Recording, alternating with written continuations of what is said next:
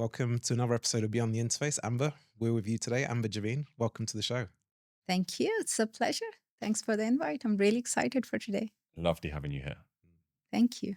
Yeah, really great to get you on. Really excited to get you on, Amber, because we've known each other in the past in a couple of events and things like this that we've been to. Yeah. And you've worked in a lot of different industries, right, Mhm. throughout your career. And specifically at the moment, you're in banking, right? Yes. How did you kind of get into the banking section? What makes it different from where you've worked, in the Yeah. past in different areas? Yeah. Okay. Just a little bit of background where I come from. I think this will come up Mm. during our conversation a few times. So, I'm originally from Pakistan. I came here 16 years ago. I brought a 2-year-old baby. He's 17 now. And very much a part of all of this, my journey and how it's shaped. And coming from Pakistan, my career, less than half of my career was back in Pakistan. Of course, I got educated there, and then I had dreams to become something. I wanted to be an engineer. Then I moved into software engineering. Actually, that's where I kicked off my career. And then from there, I moved into actually owning a business for a very small period of time. And I learned a lot about how to run a business in the very early stage of my career. Then I came here and I stopped working because my baby, he was very, very young, and I needed to. So I started working from home, and my husband was working full time. Then I moved into consulting. I worked with a lot of agencies when my son was a bit older. And from there onward, somehow I landed, I think, back in 2017, 18 at IBM, and I was working with them on the digital transformation of Abu Dhabi government. That project is quite significant here. It's known as TAM, and I think that's where I first got involved in the fintech space. So we were building journeys for the Emirati citizens to apply for loans and financial support. And I was like, okay, I jumped on the opportunity and I said, okay, I want to design that. I want to lead UX on that. And I think something very interesting that happened, that a lot of the design was kind of journeys were kind of legacy. And we were actually designing from scratch. So we were looking at how people go to different centers and they have this human interaction, and then somebody would come up with a tablet and this. So I actually went to these centers and I sat there and I observed the entire user journey before we even digitalized it, and understood the current state, the design of that state, how they had actually designed it. It was designed, and I became very, very interested in that space. That how do you curate this journey where they're applying for basically for financial support.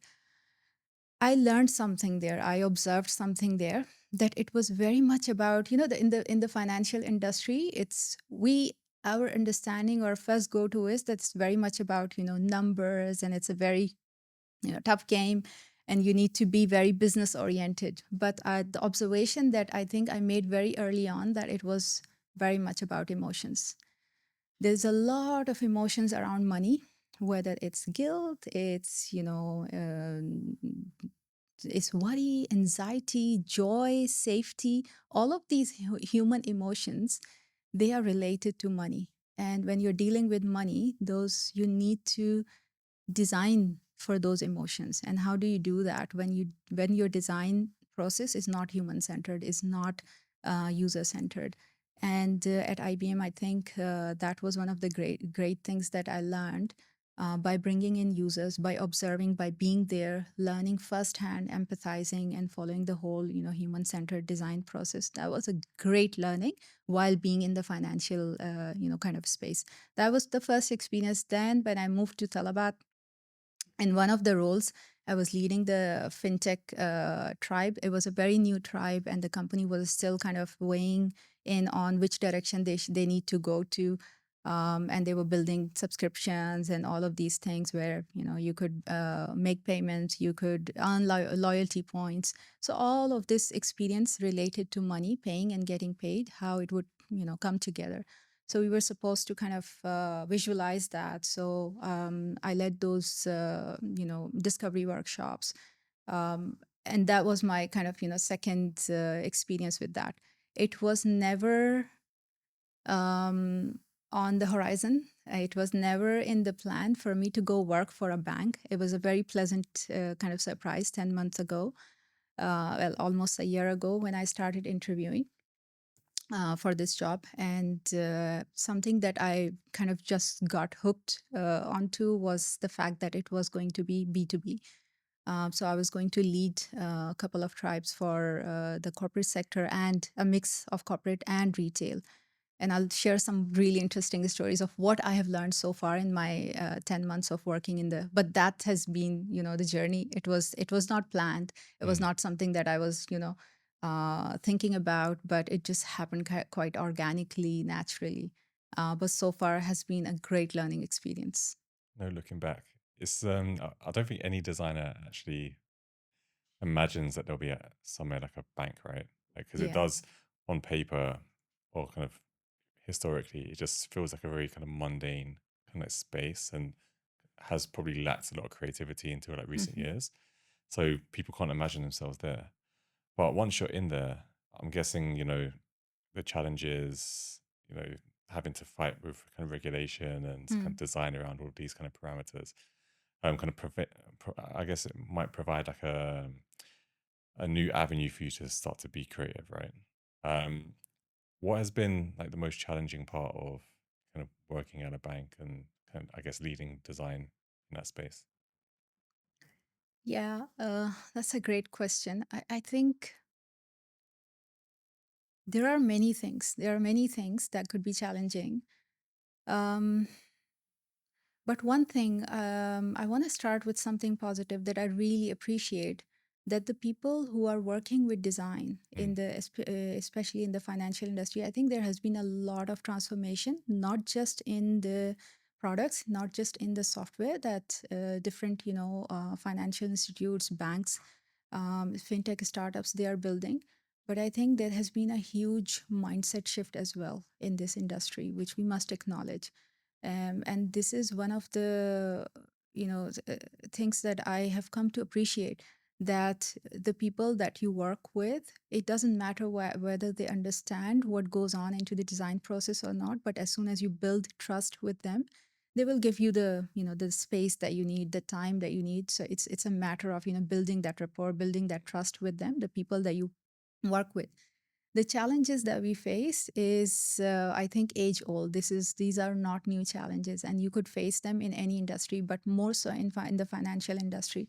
It's about some I've seen that most of the times designers are kind of the final defenders against the dark patterns, or sometimes business or compliance, they have certain needs that are kind of, this is how we want this to be, and then you need to bring in the voice of the user. And if design is not empowered, that can become a challenge. And that is why I see that more and more financial institutes, they are hiring senior design leaders, because they understand the need to empower design by bringing in this the leadership layer, the thought leadership in the organization that can lead and bring in become that bridge between business and user by voicing the user concerns. But it can become a really tough challenge for designers on ground to really kind of push for users, push for ethical design, push against dark patterns can happen, hiding the fee, or if there is the hiding the process sometimes. um, Steps are increased because we want to show this information, that information. These things can happen. It's very real. In the financial industry, I think it's more real than any other. mm. Yeah, these are some of the challenges that I have faced. You mentioned kind of senior leadership layer for Yeah. design, right? Mm-hmm. And I think this doesn't just apply for banking or fintech. I think it Mm. applies across multiple different industries. Mm-hmm. Like, why is that so significant? Like, how does, I guess, how can I rephrase this? Someone coming in as a senior design leader, Mm-hmm. you mentioned the word empowerment for the designers. Like, Mm-hmm. how does someone actually create an environment where designers feel empowered in their work? Okay, so that could take the whole evening. Let's go. So, Because there is not one thing that you would do to create that empowerment. And it's just such a, also a cliche word Mm, that if you empower so and so, then, the whole world is going to change and things are going to be better and stuff. But then the counter argument is, especially I see that from executives from business, that why you don't feel empowered. Like I have not disempowered you, so tell me what I can do to empower you. So I think design works in mysterious ways, mm, and really it's a very unique discipline. This is what I have kind of learned. Empowerment has a lot to do with psychological safety, and an individual can feel automatically feel empowered if they feel psychologically safe in an environment. So I think business is bringing in senior design leaders with the expectation that they would come in and they would do whatever it takes to create that psychological safety for the design teams. With the psychological safety, then their creativity will thrive. What happens most of the times when there is a lack of psychological safety in an environment, then the first hit that first thing that gets hit is creativity. You cannot see any creative work come out of that team or come out of that space if there is a lack of psychological safety. Psychological safety, lack of it can happen due to many reasons. It's not just about, okay, people are being obnoxious, or people don't understand the value of design, or they do not, understand what designers bring to the table. They do not respect the discipline. I don't think there is anyone who's kind of out there to get the design discipline. It's just sometimes there might be a lack of empathy for the design process, what the designers are going through, what it takes to be creative, what it takes to come up with great ideas. You need to immerse yourself in the discovery space. You need to problem space. You need to be involved from the get go early on. You need to be brought in, and those things don't happen. And what happens is that towards the end of everything, then the designers get handed off the brief, and then they are asked, okay, we need the UX UI designer, we need the designs for this by like yesterday. So that puts a lot of pressure on designers, and that actually is one of the major reasons of a lack of psychological safety, where designers feel, okay, I cannot even say, because they're saying there is an urgency and you know s- uh, s- something is at risk, or we're going to miss the deadline. So designers get into that kind of rut of, okay, I have to deliver, and they do not fully understand the problem space, and their focus is completely 100% on delivering. And that's where you stop seeing creative solutions, because they don't have the full context. So there is no one who's at kind of at fault. It's just like the process is not in place. Hence senior design leaders can come in and they can look at the process, they can set those guardrails, they can create that space for designers to be involved early on, or at least for themselves to be there in the room when problems are being discussed, when prioritization is being done, and bring kind of that knowledge back to their teams.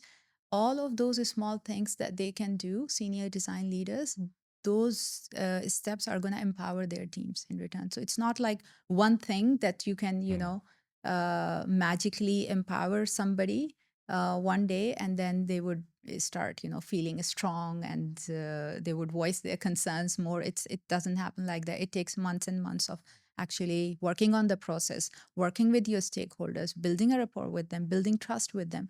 That goes back into building the psychological safety for your team, and hence people feeling actually empowered in those environments. yeah, I think what you've been mentioning there is it's amazing because yeah, when you think about it, it's there's so many layers to it, right? So And many. even the trust element is Hmm. key as well, right? I think when you can trust your team to kind of execute, they also feel that empowerment as well. So there's so many angles that you can look at it. But I really like what you mentioned there about, obviously having a strong leadership And Amber, have you ever had to navigate some challenges in trying to keep that team safe and kind of protect the creativity and things like this? Because a lot of the issues sometimes don't come within the team, but almost like external factors as well, right? Mm. So like if you're working with different teams like tech, or if you're working Yeah. with product managers, or loads of different stakeholders. Yeah, just looking for some examples of situations where you've had to navigate that. And is it any different in the banking industry versus the rest of UX that we've kind of seen, or different teams that we work with? Definitely. Definitely, there are some nuances that are very specific to the financial industry. Let's maybe go back to when I was working in at IBM, because it's a very like design first kind of agency. Um, I think one of the amazing things that IBM has built around their design studio is that very, the kind of moat around the team to safeguard their creative space. And so they had small rituals, like every Friday, the team was going to work we used to go every day to Abu Dhabi, and we would work with the client 4 days of the week. But the fifth day, come back to the creative space, to the studio. And everyone gets together, small rituals, going out together for drinks, and actually being with your colleagues and just sharing your work. So that whole day we would just print out work and we just put it on the wall, and everyone would just like a gallery visit and leave some sticky notes or just have a one-on-one conversation with the designer. And I found that quite refreshing, because that day was not just about showcasing your work or sharing your work, but it was also about sharing your pain or your challenges. So if you're having a one-on-one with a colleague who's not even on that project with you, but they're working on a completely different project, but you're literally sharing your challenges. Hey, I'm facing this challenge. I have stakeholders who are proposing this, and I'm proposing this. So how do you think I should kind of pursue my ideas or persuade them? And you will get a lot of support from there. I think they created support by bringing people back to the creative community, back to the design community. That was a very strong thing to do. Another thing was, it was a fun thing. We had a WhatsApp channel where all the designers were there. It was just for venting. It was a vent channel. And we just vented. We just took pictures during the day. It was a very fun thing. And I remember it distinctly even today. And I, sometimes bring it out to my team that, hey guys, we used to do this fun thing. And there was this just like uncensored space, which was, what was it? Nothing but a safe space for team. And nothing would get out of that channel. It's just the creative team. And no one else. So if you had, stakeholder problems, if you had, your tech lead problems, your developer problems, you could always go back and put it there. I'm so frustrated, and nobody's gonna judge. Nobody's, not even solutions. Nobody's saying that, hey, I have a great solution and you should do this, do that. No judging, no solutions, nothing. You can just, talk about it, and then later on, we're just gonna go out, meet for drinks. You can vent out. You can do whatever you want with it, and you just be, you know, uh, yeah, you'd be over. I don't know. I deviated a little bit, so I don't know if I answered your question, Warren. Yeah, no, I think you did. And I think with the safety aspect, protecting from those external factors and making sure you're getting the information from the team as well, and they can all speak about it. I think that's, yeah, that's Yeah, super yeah. important, right? Yeah, more or less, yeah. It's all about creating the culture. It's a big word. I promised myself not to say this word today, but okay, Here we it's go. out. Yeah. Creating the environment or creating the culture, the design team's culture is really, really important. And being intentional about what kind of culture you want to create. It again goes back to what kind of outcome you want from a design team. If your focus is pure delivery, then it's a very different kind of culture. But if your focus is innovation, creating, solving big problems with creativity, then you want to create um, a very safe environment, a very fun culture, very engaging culture where individuals would come. Also, collaboration. I think that's another ingredient that's very important for for design teams, strong design teams, especially because one person cannot create, the level of work that is expected today from designers. I think it always takes a team effort. So early on, even though in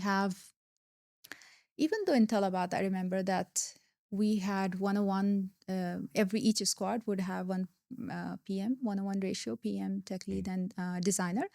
But we created spaces for designers to come together from different squads, even different tribes, and share and co-work.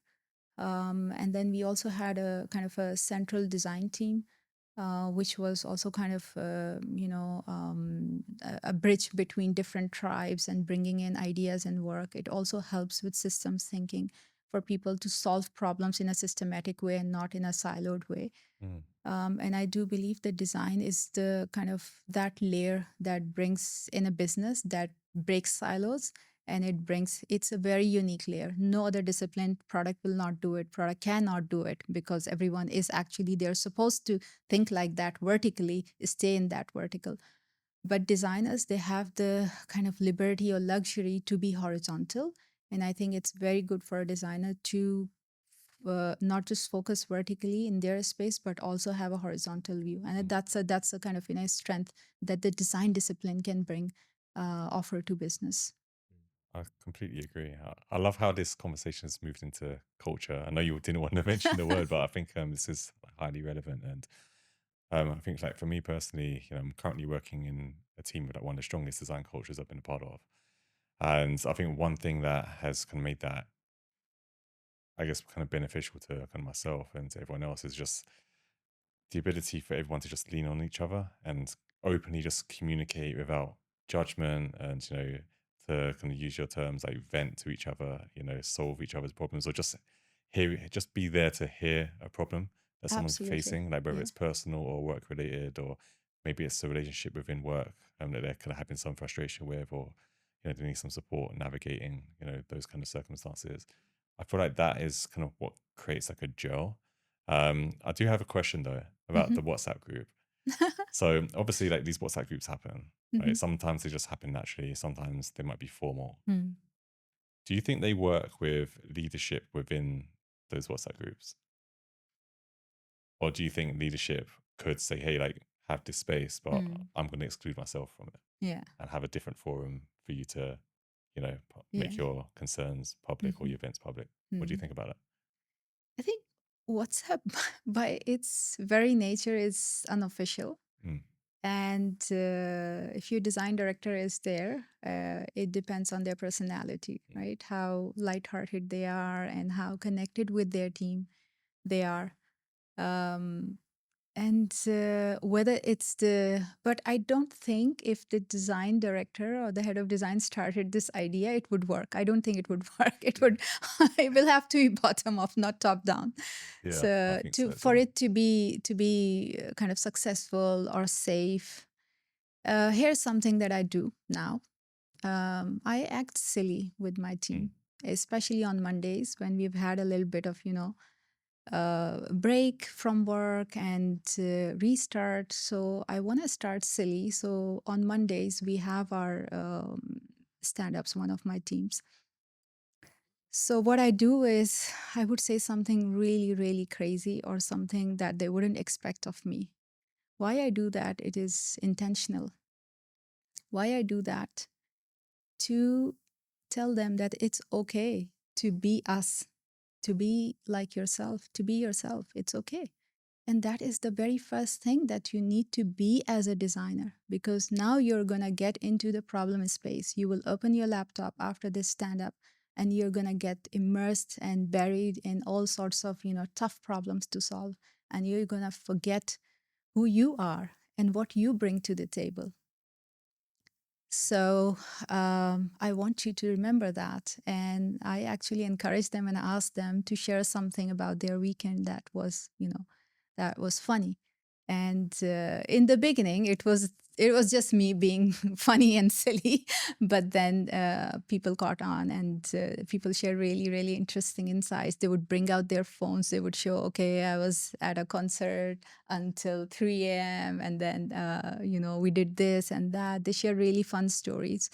And it's a pleasure to see them do that. That day, I feel the energy is completely different from the rest of the days. It's one of the things that I think, I don't know if I want to say that everyone should embrace it, but there is as you get older and older, the child in you gets farther and farther behind. And you need to bring that child closer and closer intentionally, so you can feel lighthearted and people around you can feel lighthearted. This is a change that I've made in myself quite recently. Um, it was, I think, as you move into more and more senior roles, that is the first thing that you compromise on. That is the first thing that gets kind of sacrificed, the child in you, the lightheartedness, because your responsibilities are increasing. You have more accountability.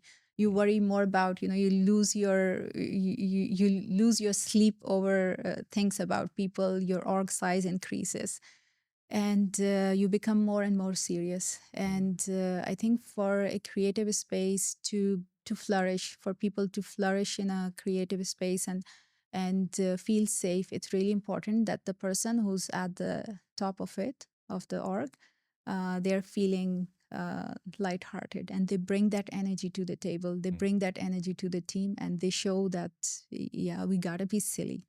We gotta say things, unexpected things that people would not naturally go for, especially if they are a senior leader. Yeah, I tend to agree. I do something similar. Kind of my kind of team on our kind of weekly meeting. Mhm. They're probably sick of seeing so many videos of my kids doing something ridiculous. But I do feel like those days are very much like, even though it is very formal, because like, Hmm. it's a time where we kind of give updates, like we know how things are moving, if there's anything that might be interrupted for whatever reason and all that kind of stuff. But it does kind of bring a lot of kind of Hmm. lightheartedness like to the room, and like there's a lot of laughter and Hmm. smiles and things like this. So I do feel like that does maybe help kind of set the precedent for the rest of the week. Yeah. Whereas when I first went into leadership, I was very much the other way. I was very much like, cool, I'm the boss now, I need to be serious. Like they can't see my vulnerable side. They can't see me smile. I've got to be like locked in kind of all the time. But I've learned to kind of agree with your kind of way of thinking. Yeah. Yeah. Absolutely. Do you think that, because you mentioned a few times about bringing the teams together, Mhm. right? And like that is what can build a strong culture. Hmm. Do you think that this strength could be obtained through remote teams? Or do you think that teams have to come together on site? What's your stance on that? Yeah. So we went through it, right? Mm. So I think it was my fourth month in Talabat when COVID hit. Mm. And just like 1 hour notice, we all received that email that from tomorrow we are all working from home. No idea. It was a very new team that I was building there. And no idea how to lead a remote team. And so next day, we all get online, and there are no rituals. The stand up needs to be in person. There is nothing in the calendar like that. And so we start to adapt, we start to learn. I think some really unique rituals were born out of that whole, experience.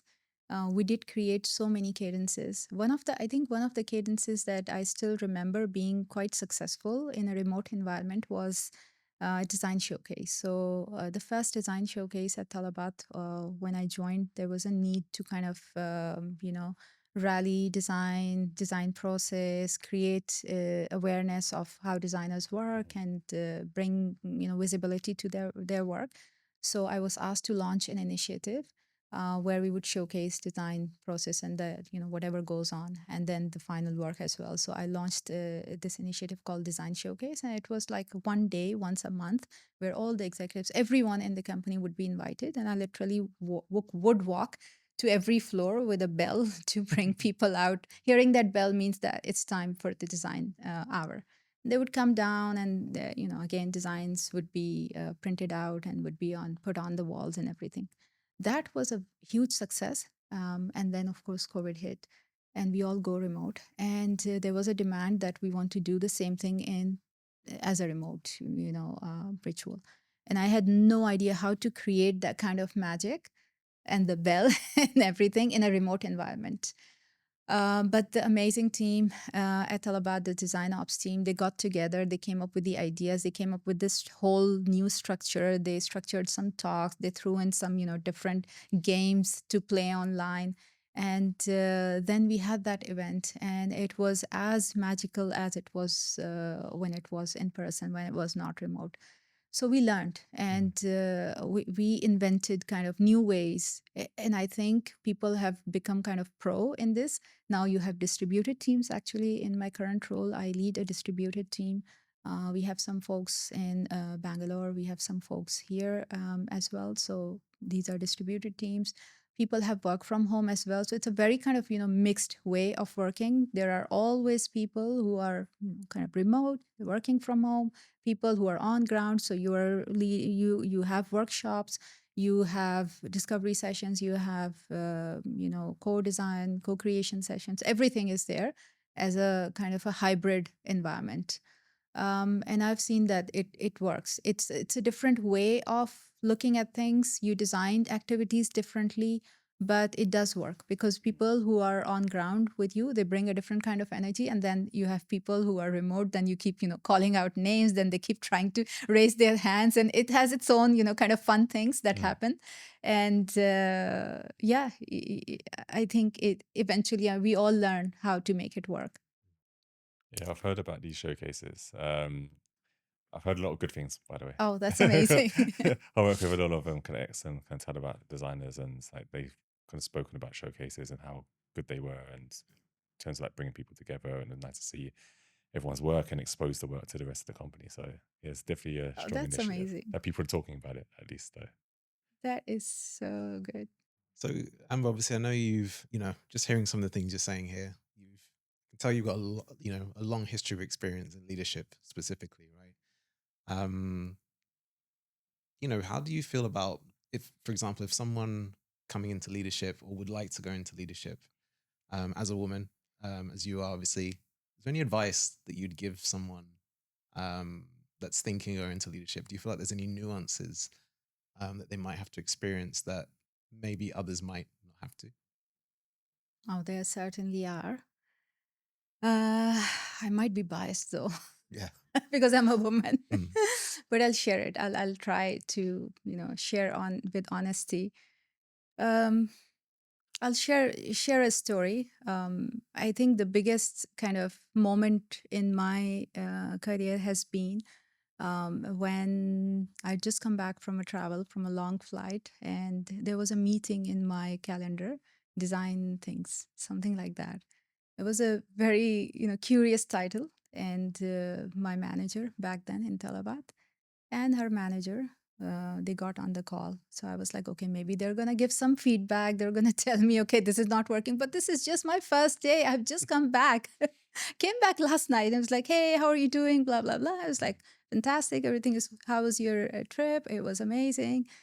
And then they shared with me that I was being considered for the head of design role, and I choked. I absolutely choked because I did not believe, not a single fiber in my being believed that I deserved that role. I was ready for that role. I could deliver. I could be successful. I did not believe that. I had a huge imposter syndrome. In that moment, I remember hearing myself say yes very enthusiastically, despite all the thoughts, negative thoughts, or imposter syndrome that was happening in my at the back of my mind. Anyways, I move into that role, and now that I reflect, in the first few months, I was, of course, my role changed. So my peers became my reporting lines, and I became their manager. So there's a shift in the relationship, and I need to adjust. They need to adjust, but I need to adjust. And I did not. I was not doing that because I was not believing that I was already there, and I had accepted the role, and yeah, I was the head of design. It was very hard for me to actually say that word, that I am the head of design. It took a few months. And in one of the coaching sessions, I remember my coach mentioned that the problem with imposter syndrome, yes, you're having an imposter syndrome, you don't have my sympathy, because the problem with this is that you're not being fair to your team. You're responsible and accountable for them, and you're not adjusting your relationship. You are actually acting like a peer, not like a manager.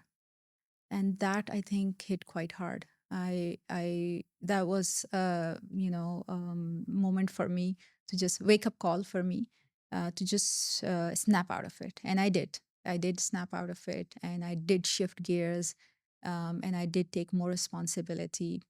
Another thing, during that journey, that was quite a transforming journey for me.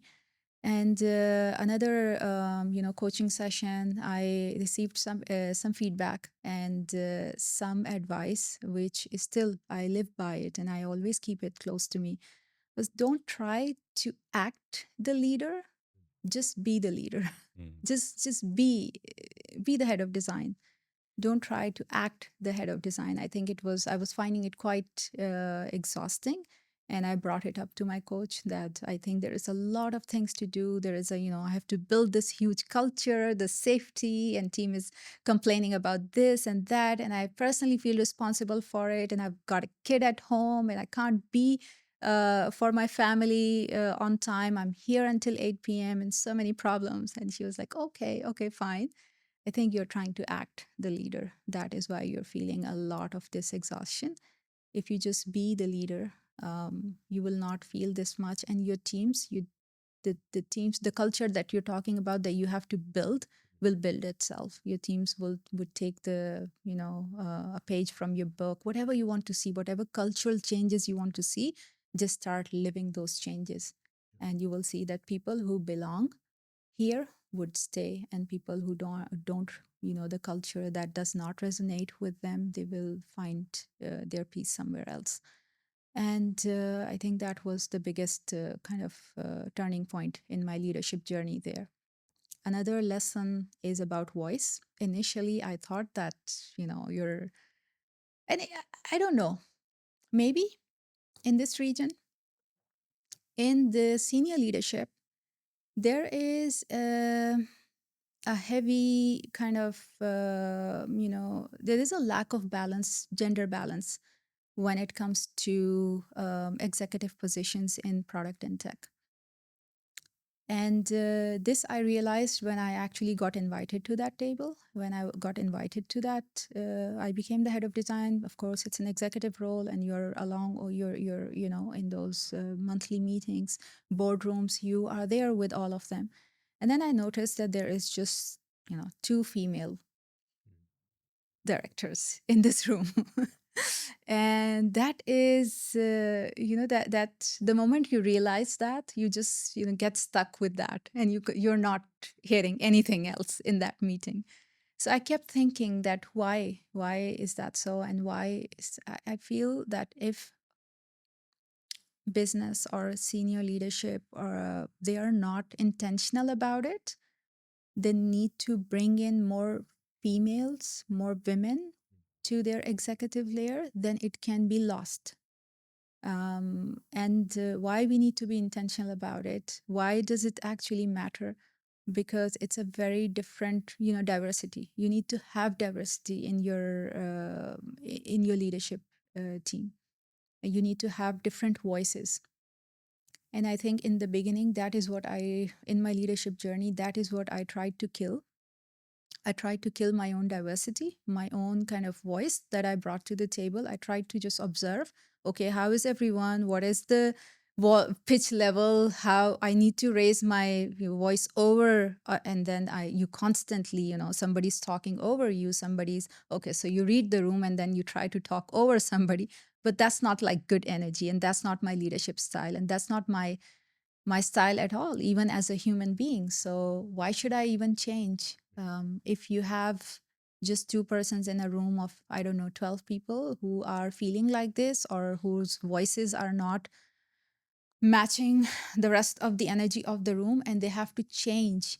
I think that's a problem because then you don't have diversity. Then those two people would end up becoming like the rest and you don't want that. Exactly. Yeah. So yeah, I think these are my very harshly learned lessons. You've said a ton of things, and I've got so many questions. But I think the most important one is kind of what you spoke about lastly. How can companies be more intentional in their hiring, in their promotions? Like, what could they be doing differently? I think, oh my God, this we need to have more feminist men in the leadership. I don't think without having feminist men in your leadership team, you can solve this problem. Why? Because they will not empathize. They will not understand what's missing. Empathy is needed.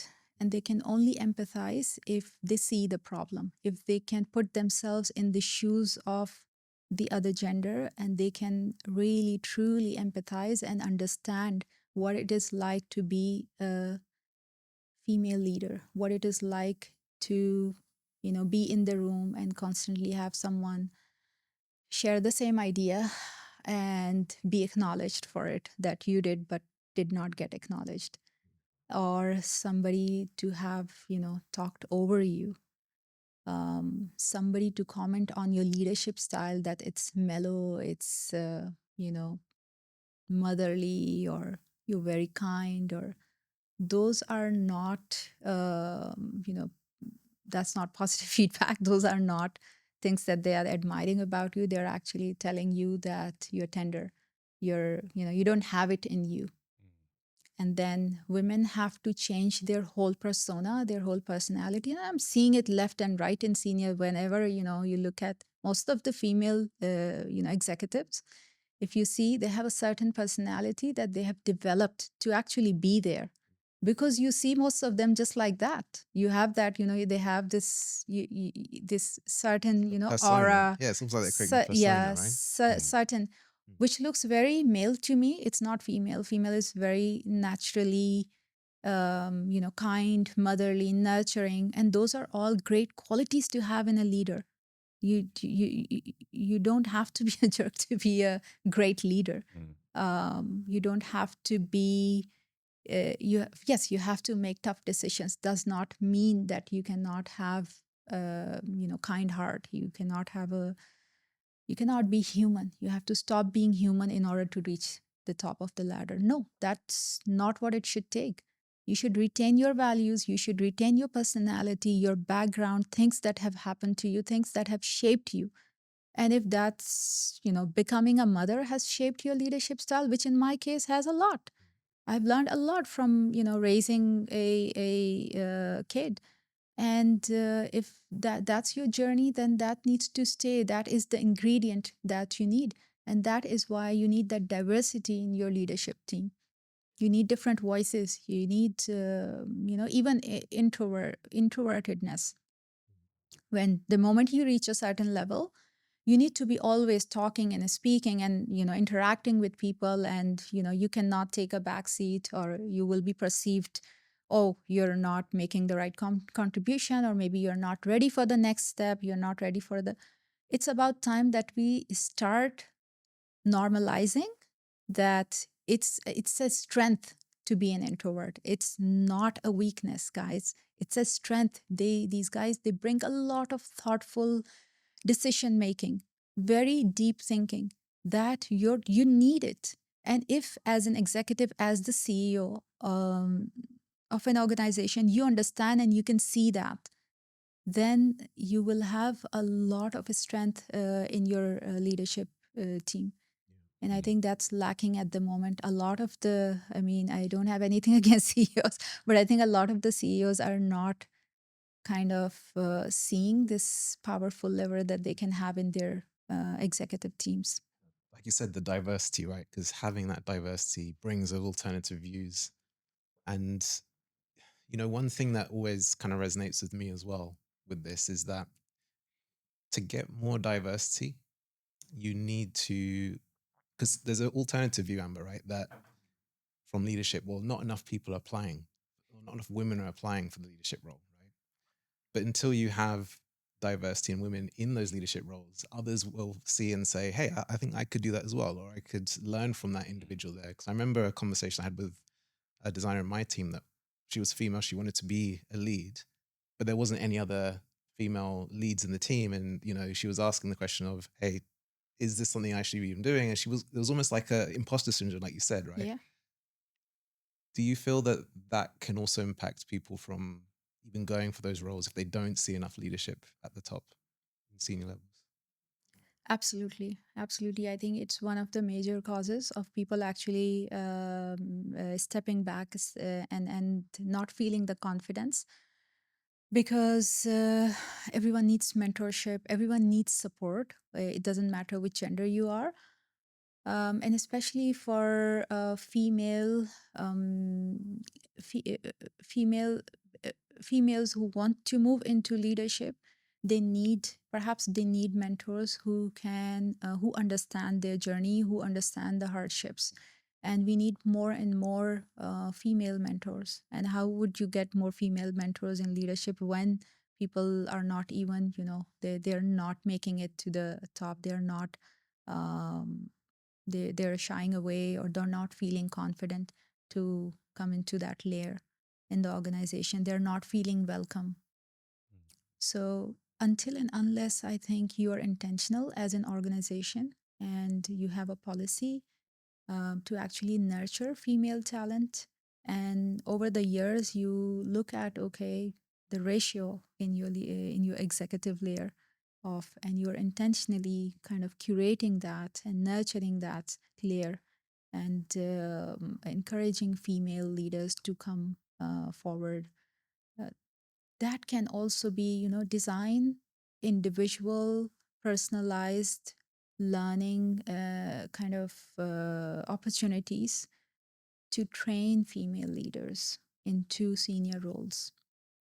If there are individual, kind of learning development programs, I think that is one of the things that I remember in Talabat that they did, and that really paid off.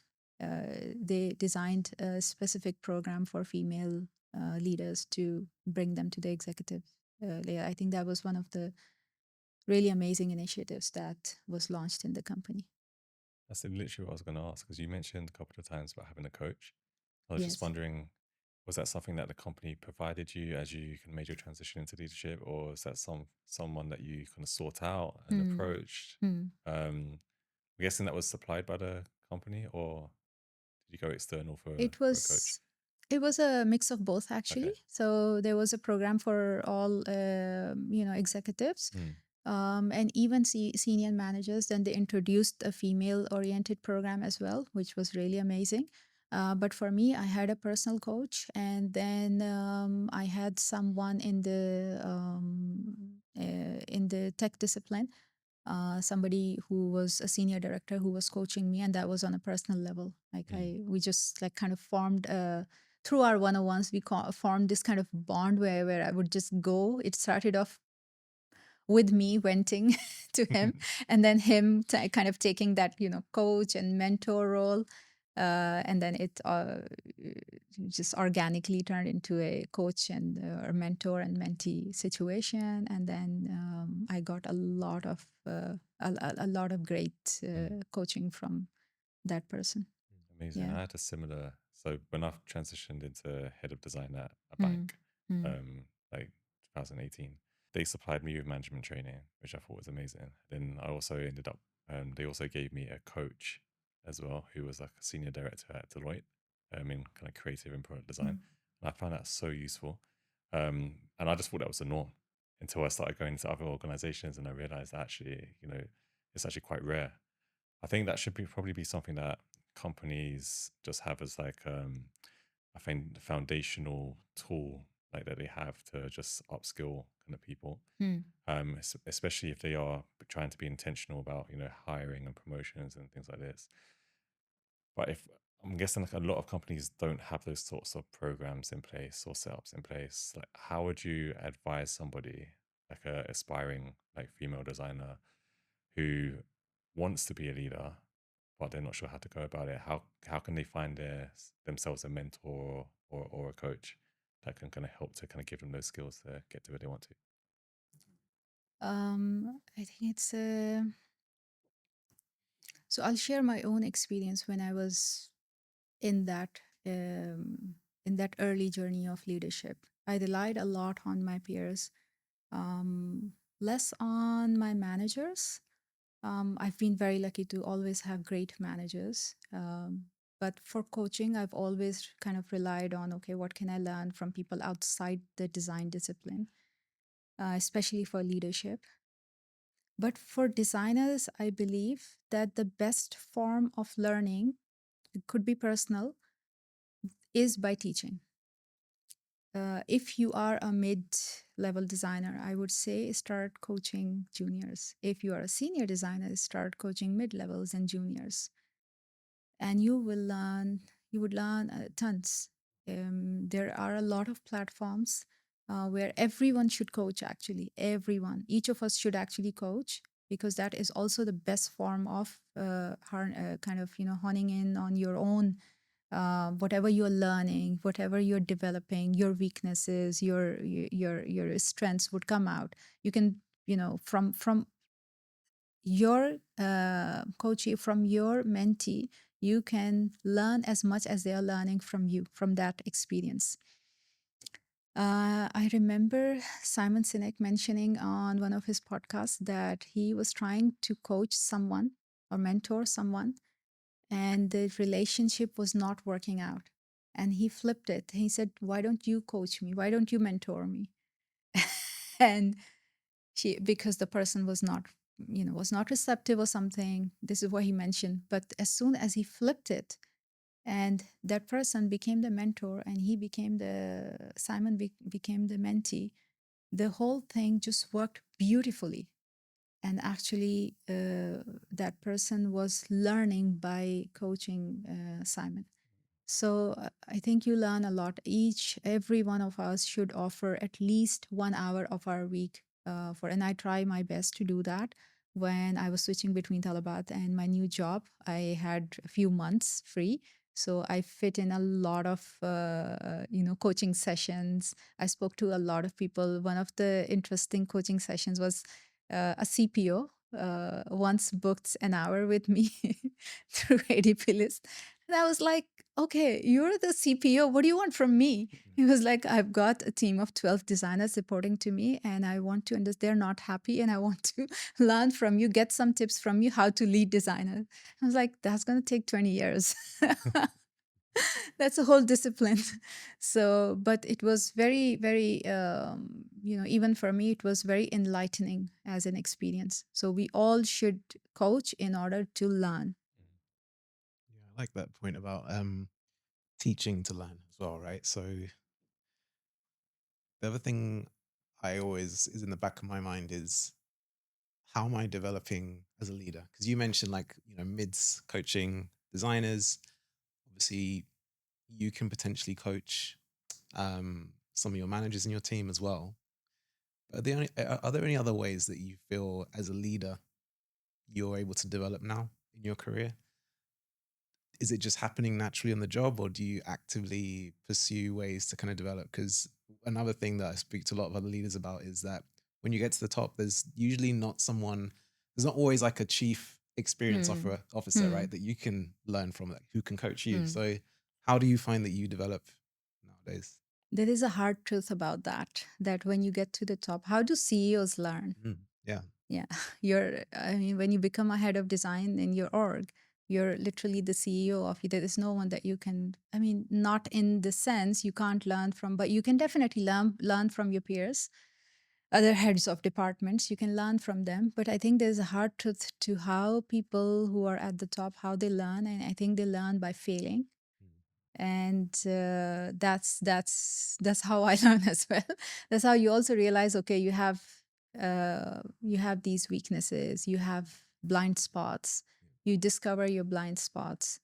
I still have a coach. I have a coach, and we have a one-on-one every few weeks or couple of weeks. And I kind of walk him through what's happening with me, and I it's unashamedly discuss all the challenges that I'm facing, whether it's stakeholder challenges, team challenges. I share with him this is happening, and a lot of the times my blind spots become clear to me.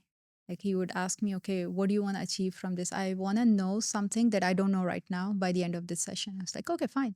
Then we get on this kind of discovery call, and then I'm sharing this happened, and this is how I feel, and this is what came out of it. And then it would be like he's asking me a lot of questions, and by answering those questions, we are discovering, okay, these are my blind spots. These are probably my weaknesses, areas that I need to develop in. That's one way of understanding what development areas you have when you have you don't have anyone to learn from in your org. Another way is that in the organization there are a lot of learning workshops, programs that are offered, especially to senior executive layer, which is quite helpful because you get people. But I feel that we're not completely open in those sessions because I don't know, it's all about feeling safe and feeling having that kind of space.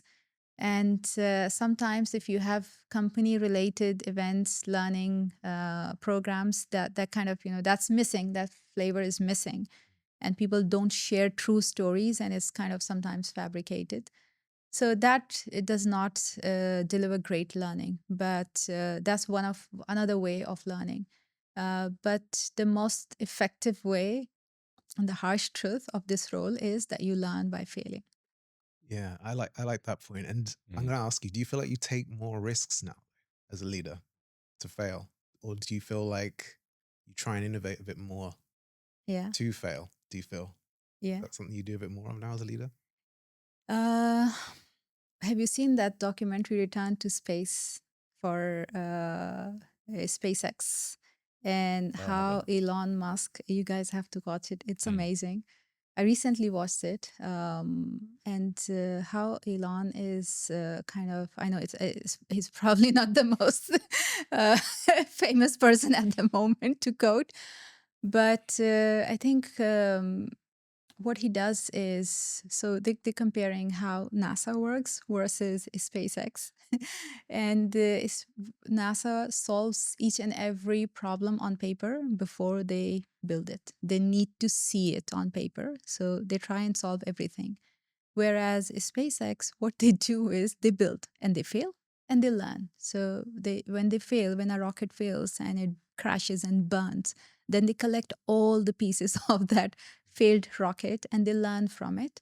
And then they launch another one. So they launch a lot, whereas NASA does not launch. So SpaceX loses a lot of money. But in the past 18 years, before SpaceX launched a rocket successfully, NASA had not launched anything, and they managed to. So how they did that? Yes, they wasted a lot of money in the beginning. He invested his own personal funds and savings, but they learned by failing, and he designed the whole kind of program like that. That this is how we are going to learn. When you are in a senior leadership role, stakes are really high of you failing. Stakes are high with business, stakes are high with your team. You have to gauge when you're taking a risk. You have to be intelligent about it. Do not be a fool and just start taking random risks here and there. Take calculated risks because the stakes are high, especially when it comes to your team, when it comes to hiding, fighting, when it comes to take calculated risks. But do take risks. That's the only way you're going to be able to validate your hypothesis. That's the only way you're going to, you're going to fail sometimes, and you're going to learn. And that's the most effective way of building your path to success and your team's path. So if you fail, if you take a risk and you fail as a leader, your team is that's gonna trickle down to your team. Or if you took faith in your team and you allowed them to fail, then it's going to come up the effect, the impact, and your neck is going to be on the line. I think that is where courage is needed as a senior leader. So it's more about, it's not about, okay, as a leader, are you a risk taker? Anyone can be a risk taker. But as a leader, are you courageous? Do you have the courage for your neck to be on the line? Still go ahead and do it, right? So when we say, okay, public speaking is hard, I get really nervous and I'm okay, it's all fine to feel like that. But do you still go ahead and do it while having all of those feelings inside you? So while having all of that fear inside you, while having all of that risk, do you have the courage as a leader to still go out there and let your team take the risk and fail, and you take the burden of that failure and you learn, and then you coach your team as well based on those learnings. Is there a time that you failed that's been like pivotal to your leadership journey? Yeah, I think there have been multiple. There have been plenty of occasions where the judgment call was wrong, or we built something and the direction was completely wrong, and it happens. I mean, it happens even in my current role. And I'm giving a direction. Being a director, I think that is one of the risks that comes inherently with the role. That the whole team, you have an army of, I don't know, 10, 12 people who are going to work on one idea, one vision that you're going to give them. So that vision better be right. There is no way. There's no way you would know. You know, even if you know the problem, what problem you're trying to solve, there's no way you would know that this is the right direction to go in. And it happens with products all the time. Products fail, but people are somehow not allowed to fail. Products can fail, but people are not allowed to fail. It goes back to then that psychological safety, which is needed not just for teams, even for senior leaders, how comfy they feel around this idea of failure and learning. And everyone wants to innovate. Business would tell you, okay, we want you to be creative, do something new and break the barriers and everything. But the innovation does not come without failing. And failure is not often as accepted or welcome as being successful. But I think that is, I mean, one of the recent examples I can recall is I was giving direction for design and for a product feature, and I didn't nail it the first time. I didn't nail it the second time. I didn't nail it the third time. We came back and was like, okay, what's wrong? And then we started afresh and we did a lot of user research there. We tried to understand. It was a very complex problem to solve. And then the fourth time, we nailed it. As a team, we nailed it. So I failed 3 times. I take full responsibility of that failure, that it was a failure on direction and it was not the right direction. Has happened to some of the biggest brands. I mean, Slack rebrand at some point was a complete failure. Rebrands are very risky endeavors when it comes to business because rebrands are not usually successful. I mean, Apple has recently rebranded and there's a lot of criticism. So there is an inherent risk to being a design director, I think. And it brings a lot of exhaustion to the role, brings a lot of well-being concerns. And I think if you're not watching, you can actually burn yourself out. This is another thing that I've learned after becoming a director, that you need to watch out for your self-care, your well-being, take proper breaks, and be kind with yourself. Allow yourself to fail. 100%. I think it always gets me when like companies are saying we need to be innovative, we need to be more creative. Yeah. Fail fast, fail fast. Yeah. And I remember reading a case study when I first got into leadership about Bosch, and effectively like when they're making new machines and devices, they'll explore like hundreds and hundreds of ideas. They'll just filter and filter. They'll test it, and it will filter through until only maybe like 2 or 3 make it into the market. Exactly. And out of those 2 or 3, only one is the one that spikes up their revenues. and stuff, and that's something that followed me. But then when I got into organizations and they've had that ethos of be creative, fail fast, from what I've witnessed, a lot of the time is there's a limit to how many times you can fail, you know. Yes. Um, and I've kind of figured out that that limit is like maybe like twice. If you fail twice, Yeah. and the third time it's like, okay, like there's a warning here. Yeah. How can we kind of create that environment where we can be just more experimental, right? So we can fail 100 times, and that's okay. You know, maybe it's not at a company level, maybe it's within a design team level. How can we encourage our designers to just try things? I think that is really, really, I'm going to be absolutely honest, Jay, this is really hard to achieve. Um,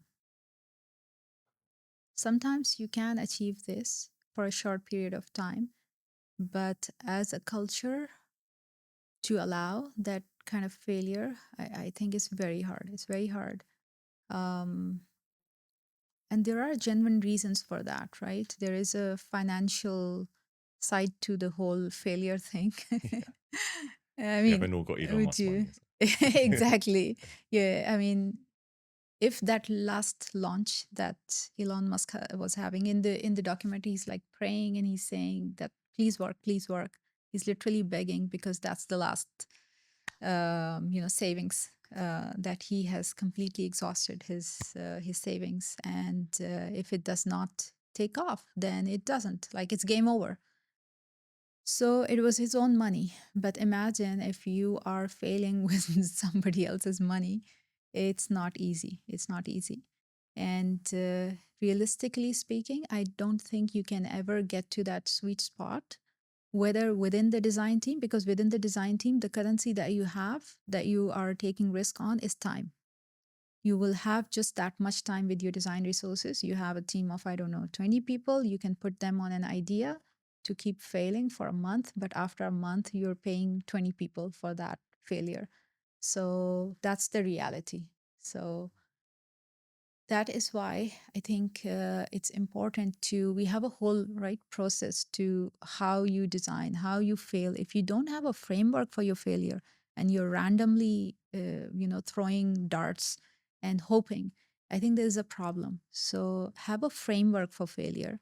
Try to structure your hypothesis, your assumptions early on. Try to validate them in the least costly way. What is the cheapest? With AI today, you can actually fail fast. We are actually allowed to fail fast, and this is the thing that I did in the fourth time when I failed 3 times. Of course, I was not forgiven. I was given really, really harsh feedback or critical feedback that, oh, what is happening here from stakeholders, and we were losing time on development. The developers were waiting for designs. So we used AI to actually build working prototypes. So I think with AI, you have the leverage, you have the luxury to fail fast. Just keep building and keep validating, whether it's your users, if you're building for business, validate it with your business stakeholders, with product, with tech, whoever is your key stakeholders, validate with them and build with AI. I think we can afford to do that today, but failing is repeatedly and actually thinking we can without a framework. I don't advise that we should do that. Yeah. Jaguar comes to mind to me as well. Sometimes there's no coming back, right? If you go too far down the line. Yes. So you're 100% right. And like you said, AI is a way now to kind of Yes. make those more calculated risks that you were talking about. And look, Amber, we've touched on some really amazing topics. And I wanted to just quickly talk about your events, because I know you do some events here locally in the region. I know there's a few coming up, right? Yes. So there is an initiative at the Emirates NBD Bank, which I'm leading. And the objective of that initiative is to create awareness of the design process, actually also mature to establish design as a strategic partner and not just as a service provider. So for that initiative, what I do is I bring in voices from outside the organization to have panel discussions, and we invite executive leaders from different functions. in those events. So there is one coming up next month, and I also am kind of building a community called DesignOPS MENA here. It's for everyone. It's for anyone who's interested in the product space, tech space, design space, and for even for that, I'm planning an event, hopefully sometime in August, towards the end of August. So yeah, I invite anyone who's listening to the podcast to please come and join us. And yeah, We'll leave links to DesignOps MENA and anything else as well in the description. So yeah, Amber, I speak for maybe both of us, but it's been a really amazing discussion. I think we've touched on some amazing topics. So thank you again for coming on the show. Yeah, my mind is processing everything. Lots of nuggets in there. So thank you for sharing. thank you guys. It was a really, really great experience. Thank you. Thank you. Well, thank you very much.